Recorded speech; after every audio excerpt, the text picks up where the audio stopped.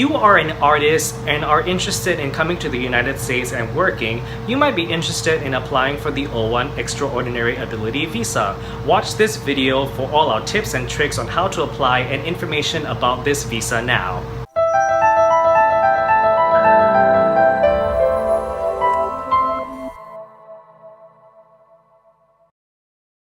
Hi everyone, my name is Marcus and I'm an immigration attorney. Today I want to talk to you about being extraordinary. If you're an actor, singer, dancer, or any other type of artist, the most common visa that you are going to be applying for is the O-1B Extraordinary Ability Visa. The first thing you need to know about this visa is that you can't actually apply for it yourself, so you need someone to apply for that visa for you. That person is known as the petitioner. So a proper petitioner is anyone who is a US citizen or a US-based company working in your field. So for example, if you're an actor, a proper petitioner could be your agent, or it could be a theater company, or it could be a production company, or a director or a producer that you have ties with.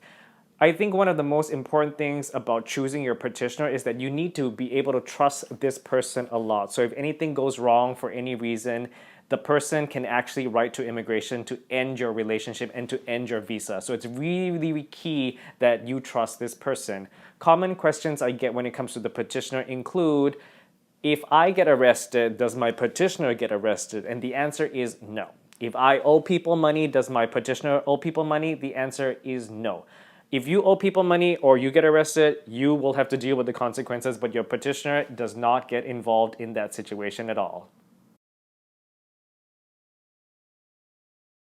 Every single application for the O-1B that you send to immigration requires a consultation letter from a union or a peer group in your field. If you work in the television and motion picture industry, you are required to provide 2 letters, and if you're just like a general arts practitioner, you just need 1 letter. So all you have to do is before you submit the application to immigration, you send a copy to whatever relevant union you may be working with, pay whatever the union consultation letter fee is. It can range anywhere between $200 to $500 depending on the union, as well as submit whatever documentation that they may need. Every single union is very different in terms of the way they work, in terms of the documentation that they require, so you need to go to the website and check out what exactly they want. If not, they're going to deny your application or just send the whole thing back, and then you're going to have to start from scratch. It can take anywhere between 2 days or up to 4 weeks for them to get back to you, so I would strongly suggest,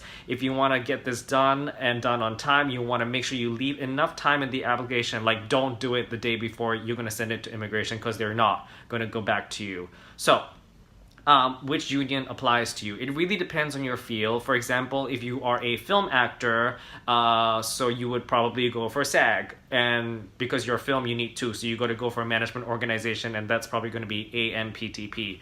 If you are a musician, so you would go for the American Federation of Musicians, or if you are an equity actor, you would go through Actors Equity. You don't actually need to be part of the union in order to apply for this letter. All you need to do is go to the website, figure out what the requirements are, send them a copy of your O-1B application. Usually that includes like the form I-129, a bunch of like letters of recommendation, and your portfolio, as well as the filing fee, and send it to them. Some of them actually do accept like an expedited kind of processing, so that means if you're really, really pressed for time and you can, spend the cash, usually if you spend like maybe $200 more, you might be able to get it a little bit faster. So it really depends on your situation.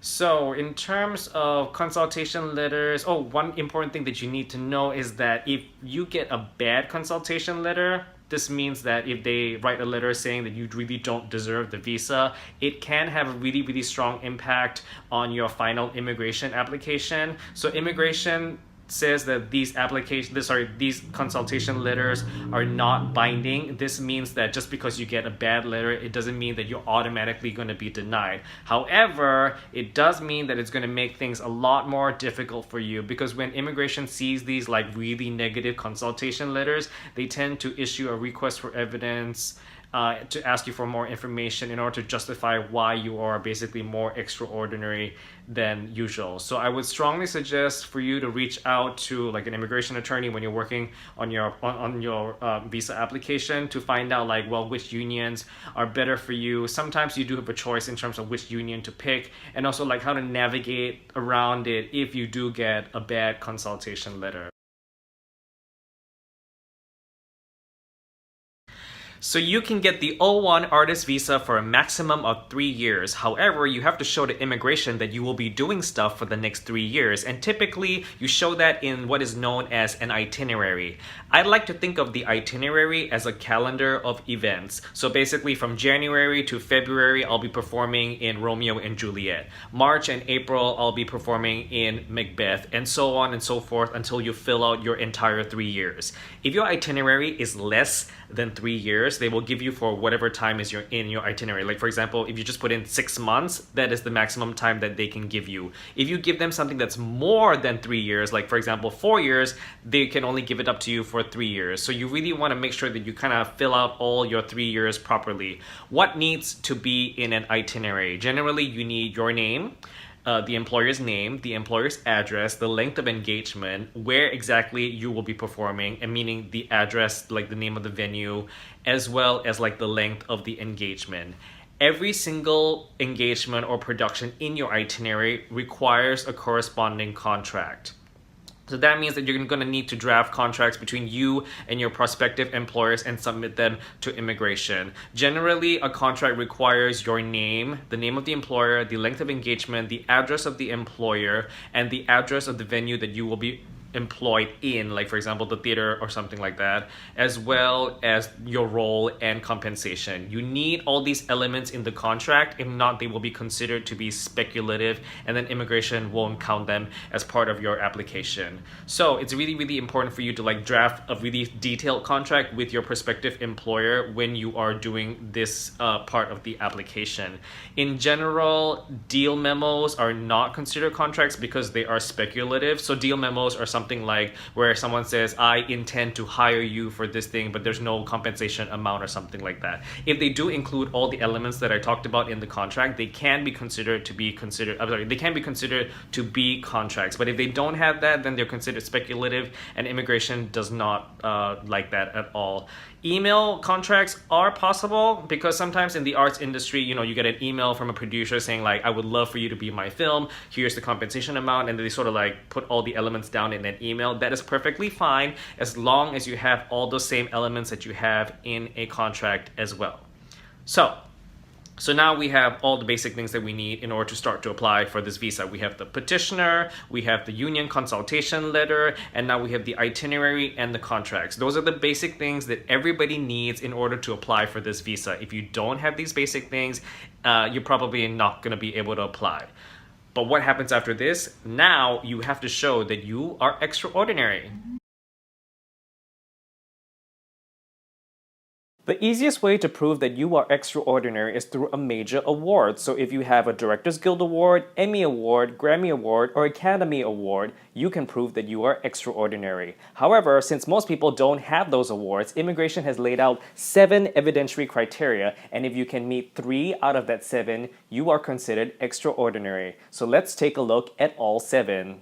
Evidentiary criteria number 1, performed and will perform services as a lead or starring participant in productions or events which have a distinguished reputation as evidenced by critical reviews, advertisements, publicity releases, publications, contracts, or endorsements. The key words here are performed and will perform, lead or starring, productions which have a distinguished reputation. So there are 3 parts to meeting this criteria. First of all, what is your role? In this case, your role can only be lead or starring. So in terms of the role, I like to think of, so Romeo and Juliet. Romeo and Juliet, they're leads. Mercutio and the nurse, they are starring. Anyone else who's like ensemble, you can't even be considered for this criteria. So assuming that you are lead or starring, you go on to the second part, which is the production considered distinguished? So immigration will find that a production is considered distinguished depending on the documentation that you provide them. So you're going to want to give them things like the program, the press release, ads, contracts, endorsements, anything that might show that the production is considered distinguished. The more you give them, the more likely they're going to find that the production is distinguished. The less you give them, the more likely they're going to find the production is not distinguished, and therefore you don't meet this criteria. Also, notice that the word is productions with an S, not just production. So therefore, you're going to need more than just one lead role in one production. People ask me like how many is a good number. Usually I tell them 10 is a good number, but it really depends on the quality of the productions. If you have less than 10, you're sort of like on shaky ground with immigration. Anything that's like 10 and above, and if the productions are really good, I think you have a good chance of meeting this criteria. Also, there is a third part which is performed and will perform in the future. So therefore, there's a past component and a future component to this. You've got to show that you've already been doing this in the past and will continue to do this in the future in order to meet this criteria. Evidentiary criteria number 2. Achieved national or international recognition for achievements as shown by critical reviews or other published materials by or about the beneficiary in major newspapers, trade journals, magazines, or other publications. The keywords here are national or international recognition for achievements shown by published materials in major publications. So for this criteria, it basically means press. Press is two things, reviews and interviews. Anything other than that is not considered press. Social media, not considered press at all. And like the previous evidentiary criteria, there are 3 parts to it and you have to meet all 3. First of all, the publication in which you are in has to be considered major. How do you show that? Through circulation numbers. So for example, if it's a blog written by someone's mom who has, who like nobody ever reads that blog, that's not considered major publications. If it's like the New York Times and you can show, obviously the New York Times is like one of the largest American newspapers, that would be great. But the publication doesn't have to be American in nature. It could be like a foreign newspaper or something like that. Some of my clients have actually never come to America, so they are super famous in their home country and they get press from like whatever major publication is in the home country. And that's perfectly fine as well. The second thing is that the publication must be by or about you. So that means ideally it's like an interview or like a review about your work or something like that. And the last thing is that the thing has to show national or international recognition for achievement. So the publication, the article, the review has to talk about your achievements in the field as well. Evidentiary criteria number 3. Performed and will perform in a lead, starring, or critical role for organizations and establishments that have a distinguished reputation as evidenced by articles in newspapers, trade journals, publications, or testimonials. The keywords here are performed and will perform, lead, starring, or critical role for organizations that have a distinguished reputation. Again, there are 3 parts to this criteria. First of all, what is your role? In this case, your role could be lead, starring, or critical. So for example, a lead or starring role for an organization could mean that you are really high up in the organization. You are the CEO, you're the founder, you're the artistic director. Critical role, on the other hand, means that you did something really important for the organization in terms of bringing it new acclaim or bringing more press to the organization or helping it fulfill its mission statement. If you have like a lead, starring, or critical role for this organization, then you go on to part 2, which is proving that the organization is distinguished. So how does immigration figure out whether an organization is distinguished? It depends on the documentation that you're going to give them. So for example, they're going to want to see things like the company bio. What is the track record like? Has the company been featured in press? How many employees do they have? How much money do they make? The more documentation that you can give them, the more likely they're going to find that the organization is distinguished. The less documentation you give them, the less likely they're going to find that it's distinguished. Also, notice that it's organizations with an S, so you got to do more than just one organization. You need to have more than one, so as many as possible. The last part is performed and will perform, so same thing, you got to have done this in the past as well as will be doing it in the future in order to meet this criteria.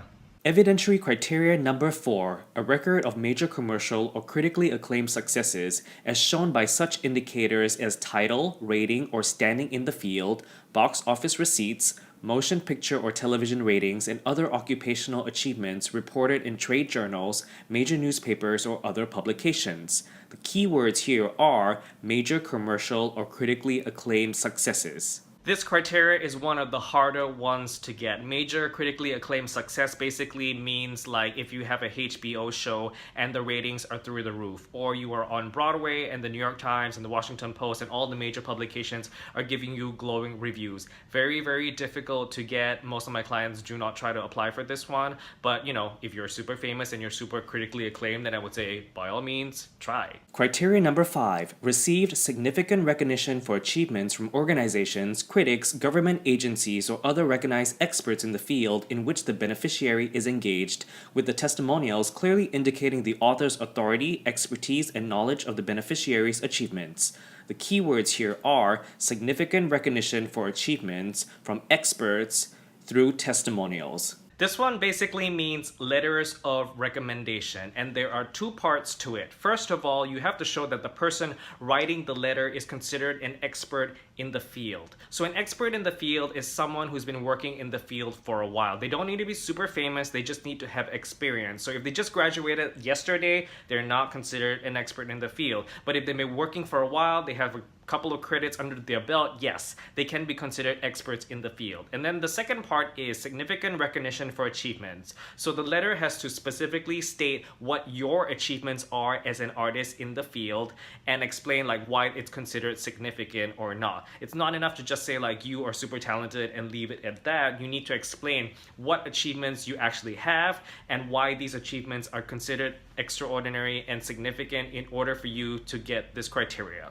Criteria number 6, a high salary or other substantial remuneration for services in relation to others in the field as shown by contracts or other reliable evidence. The keywords here are a high salary. This one is also really hard to get, so unless you're making Lady Gaga money, it's really difficult to prove high salary because you basically have to show that everyone is at this level and you are like way up here. So unless you're really making a lot of money, I really suggest that you don't apply for this one. Criteria number 7, if the above criteria do not readily apply to the beneficiary's occupation, the petitioner may submit comparable evidence in order to establish the beneficiary's eligibility. The last one is a catch-all. Basically, it means that if these criteria do not apply for you for some reason, like for example, if you're some kind of weird potato artist that nobody really understands your work, then you can send immigration, whatever, and explain like why the criteria doesn't apply to you and what other standards should apply to you. So unless your art is really incomprehensible and really not a normal sort of like out of bounds kind of artist, then you can apply for that. But most people really won't be going for the catch-all in the first place.